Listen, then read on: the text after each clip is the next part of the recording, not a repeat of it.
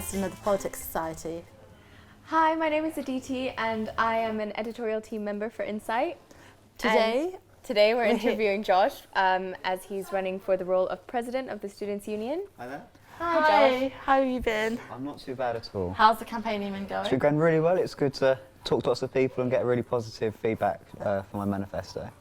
It's really good. So we're going to open up with the first question is, the union president is the lead representative of the Students' Union. So more often than not, the union will adopt the personality of this officer. Tell us about your personality. Absolutely. So I'm really driven. I like to see, run these campaigns from beginning to end and really see that change take place. And I think what the Students' Union needs to be doing is leading these campaigns and seeing these campaigns through to the end and getting these goals. So be it on fees, be it on housing, I want to see the SU out campaigning and winning on these fights. Can you tell us what your vision is for the Students' Union? Absolutely. So I want to see the Students' Union really be standing up for Surrey students. I think in the past few years they've sort of missed the ball a little bit. They've sort of sat by when we've been having some of the largest attacks on education for decades. We're seeing things such as a teaching excellence framework being brought in to marketise our education. We're seeing cuts to funding, we're seeing cuts to NHS student bursaries. And unfortunately the Students' Union hasn't really stood up to counter those, and that's what I want to see the Students' Union really be doing, standing up for Surrey students. Could you give us maybe an example of how you would implement that change into the Students' Union? Absolutely. So I think the first thing that we really need to do is a big sort of culture shift in the Students' Union. Then obviously Rubik's and all the nightlife and stuff is an amazing thing, and we should definitely continue that. But I want to see that the students know that the Students' Union actually has a bit more depth than that. It's also there to stand up and fight for them.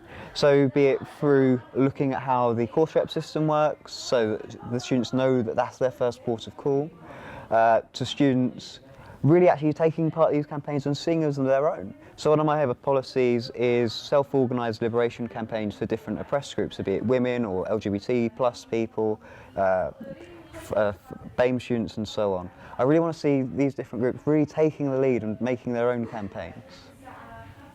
So could you tell us more about your leadership styles and how you're going to obviously lead the sabbatical officers, the zone members and the rest of the Student Union? Absolutely. So I like to have things nice and organised, but I'm also fairly relaxed. But at the same time, I think if the rules are in place, like in the bylaws and so on in the Students' Union, I think we can actually get a really good, strong working relationship and really push for this change. What would you say are your biggest strengths and, on the other hand, your biggest weaknesses? Absolutely. So I tend to very much throw myself really into these campaigns. I let them really take over my life, and I think that is both my biggest strength and my biggest weakness. So I've been out really campaigning in the past, so you might have seen we did that Trump demo about a month ago. We attended it. Absolutely, and Incite featured it on their front cover, which is really brilliant to see. I've been campaigning for the NSS boycott on campus, which unfortunately the Students' Union didn't back.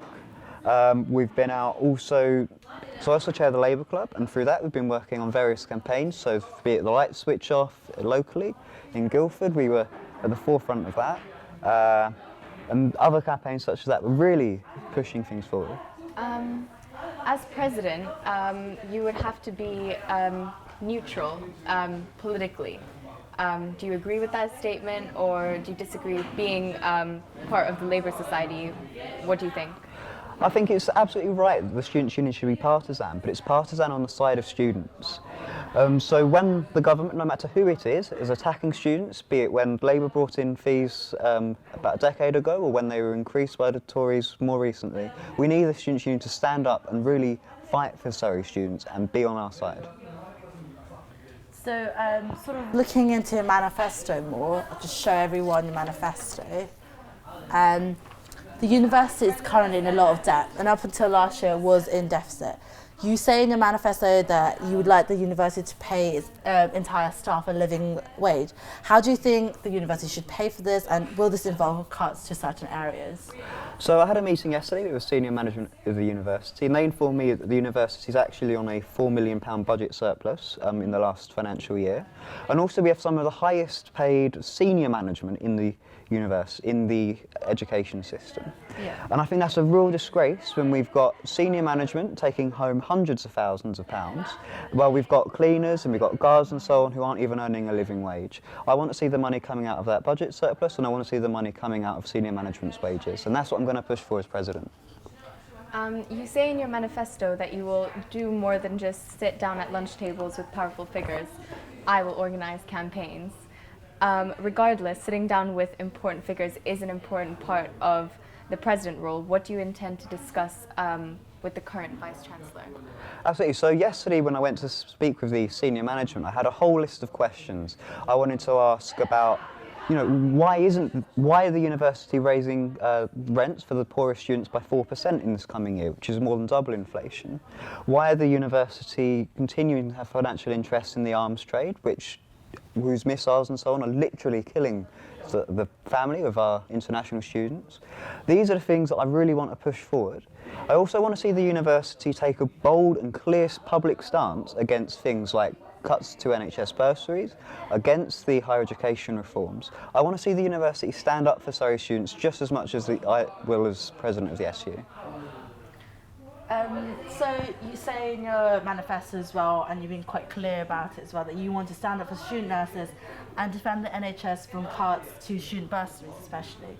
In relation to the university trying to set up a medical school with 1,200 student doctors, this will require, creating a new course, new facilities, and a new infrastructure. So, on the other hand, while this will be brilliant for Surrey's research, Surrey's reputation, obviously it's amazing, it will also be a huge boost to our NHS with more doctors trained. But it will be hugely expensive and lead to even more students and overcrowding in our university, which is already, we're taking on more students than ever. What's your opinion on this? So I think there's sort of two questions there, and I'll respond first of all on the NHS stuff. It's amazing that the university is building this great new stuff for NHS students, and I think we should be really proud of that.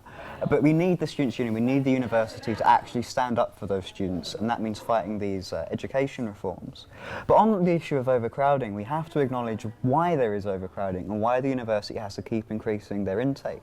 And that's because as part of the higher education reforms by the government, what we're seeing is the funding the university gets per student is going down.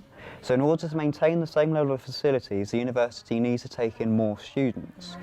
That's why we need to oppose these things. We need to oppose the teaching excellence framework, we need to oppose the higher education reforms, and that's what I want the Students' Union and the university to come out clearly on.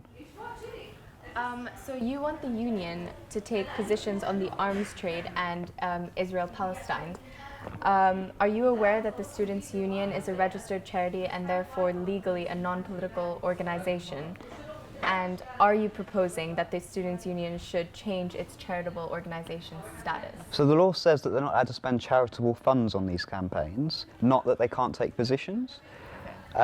There's no reason at all why we can't take these positions. There's no reason at all why we can't go out there and actually make a big noise about these things and stick up for our international students. I think that's a really important thing to do. Why do you think that this isn't something that's already been done or advocated for? I think the last few generations of sabbatical officers have been really out of touch. It's been generation after generation of president being a previous SAB, and I think that needs to end. We've also got quite a poor culture at Surrey of real activism, and I really hope we can bring that back. So actually we can have a students' union that's going to stand up for Surrey students. But do you think as president, because you're representing the student body, do you think, obviously you are looking out for the interest of the body, but say someone else has a different opinion to your stances? I know we've already touched upon it, but do you think as president you shouldn't be as vocal?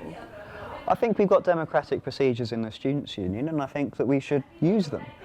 So things such as execs, such as the AMMs, I think we should really make a big issue of them and get students involved and get students making their voice heard. I think that would be a brilliant outcome. What about the voices of the students who don't necessarily share, your political views? Will their voices have the same power behind them as the voices that you would agree with? they're more than welcome to put forward motions. They're more than welcome to put their voices forward. I'm obviously going to debate against them, because if I think they're wrong, I'm going to do that. I'm going to stand up for what I believe in. But at the same time, they are more than welcome to make their voice heard. And if I lose the vote, then I lose the vote. I really want the Students' Union to be proud of our democracy inside as well. I think we can say that, you know, obviously, even you just running would sort of bring this sort of issues forward, and I think that's a really good thing to bring forward, because perhaps the Students' Union haven't been as, you know, front about such issues. But anyways, our final question. Do you think your pledges are feasible? Do you think you can actually achieve these things? Yes, absolutely. So we see rent strikes, for example, in UCL and Queen Mary, which have been successful. Now, I'm not advocating a rent strike. What I'm saying is I'm advocating for lower rents. It's the university that decides, you know, whether we have a rent strike or anything like that. It's what they do, whether or not they want to shift. We see big student movements nationally and in other universities, and they've been successful. I think Surrey's got great potential to be in the same level as those, and it's just a shame that we haven't realised that in the last few years. How exactly would you go about achieving things that you say you're going to achieve on your manifesto, because they do seem quite ambitious? Absolutely. So with things, so we go to the university and we make these demands. So just to be clear, I'm not saying that the Students' Union spends any money on any of my pledges. I don't want the Students' Union paying for free education or for free childcare on campus. I want that coming from the university and from the government.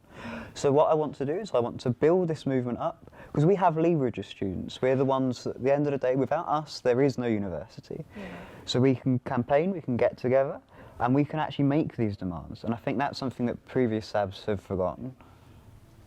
I think that's a great, positive change that you're trying to... Yeah, thank you so much for coming to talk to us. No worries. And if you'd like to watch the videos of the other presidential candidates, there will be links in the description box. There will also be Sam and Sarah, who are going for Union Chair. Make sure you subscribe to StagTV and follow the Politics Society and Incite on Facebook. Thank you, Josh, for coming again. Thanks, Josh. Thank you.